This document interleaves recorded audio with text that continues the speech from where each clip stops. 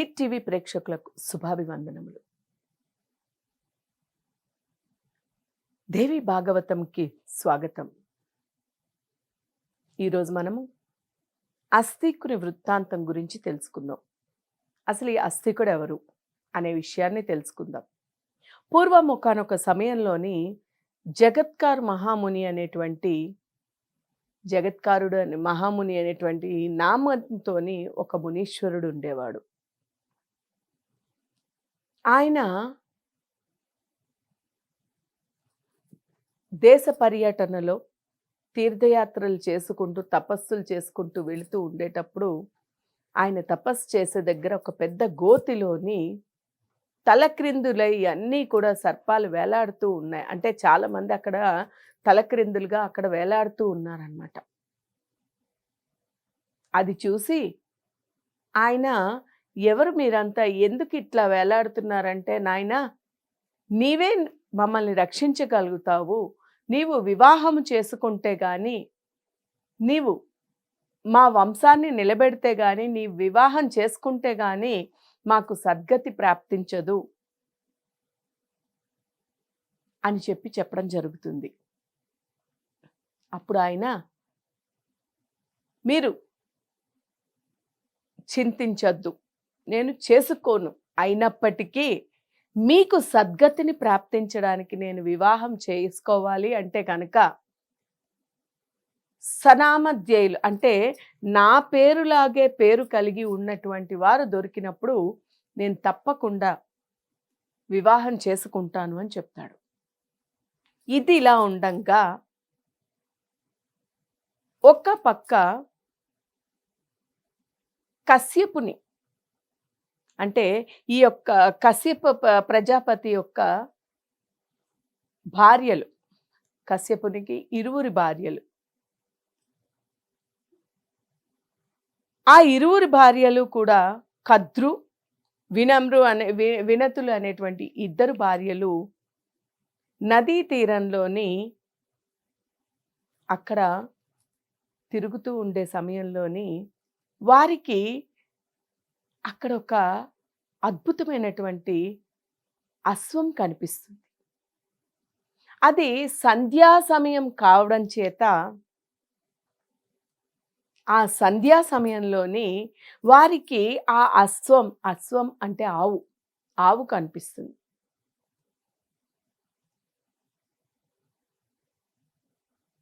ఇది అశ్వం అంటే గుర్రం కనిపిస్తుంది.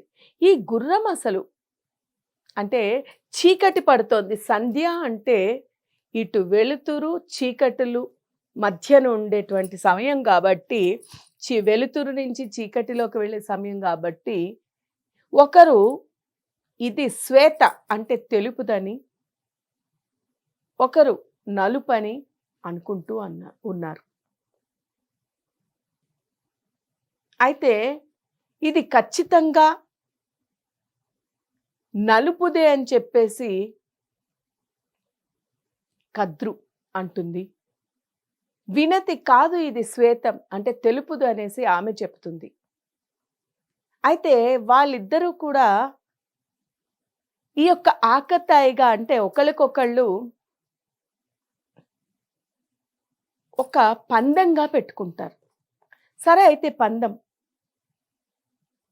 అది నలుపుదైతే ఏం చేయాలి, ఒకవేళ తెలుపుదైతే ఏం చేయాలి? దాస్యం. ఎవరు ఓడిపోయినా కూడా ఎవరి మాట సత్యమైతే వారికి దాస్యం చెయ్యాలి అనుకుంటారు. ఇలా అనుకుని వారి వారి స్థలాలకు వెళ్ళిపోయారు. తెల్లవారబోతోంది. అది కద్రుకు కూడా తెలుసు, ఆమె చెప్పినది సత్యమని తెలుసు. కానీ దాస్యానికి ఆవిడ మనసు ఒప్పుకోవడం లేదు.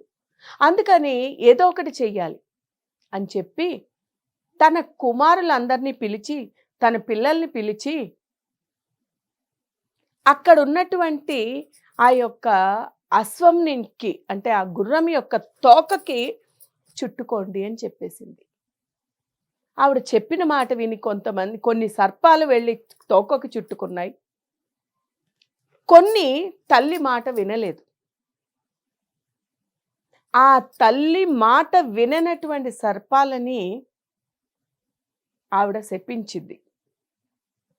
మీరు జనమేజయుడు చేసేటువంటి సర్పయాగంలోని మరణించెదురుగాక, సర్పయాగానికి బలి అవుదురు కాక అనేసి శపించింది. ఈ సర్పాలు ఏవైతే ఇక్కడ చుట్టుకుని ఉన్నాయో, తోకకి చుట్టుకుని ఉన్నాయో, ఇవన్నీ చుట్టుకుని తోక నల్లగా ఉందన్నమాట. అంటే అక్కడ ఉన్నది అసలు తెలుపుగానే ఉంది, కానీ అవి చుట్టుకొని నలుపుగా చేసాయి. లేనిది ఉన్నట్టు చూపించాయి అన్నమాట, కానిది అవును అనేటట్టు చూపించాయి. ఆవిడ వెళ్ళి చూసింది, వెనక వైపు నుంచి చూసేసరికి తోక నలుపు అయ్యింది. కాబట్టి ఆవిడ తన ధర్మం ప్రకారం సత్యవాదిగా నేను ఇచ్చిన మాట ప్రకారం, నేను అన్న మాట ప్రకారం నేను దాస్యం చెయ్యాలి అనేటువంటి దానికి సిద్ధపడిపోయి వచ్చింది. అక్క, నేను ఇప్పుడు ఓడిపోయాను కాబట్టి నేను దాస్యం చేయడానికి సిద్ధం, నేను దాస్యం చేస్తాను అని బయటకి వచ్చి, దాస్యం అంటే సేవకురాలు, దాసీగా ఉండడం అన్నమాట.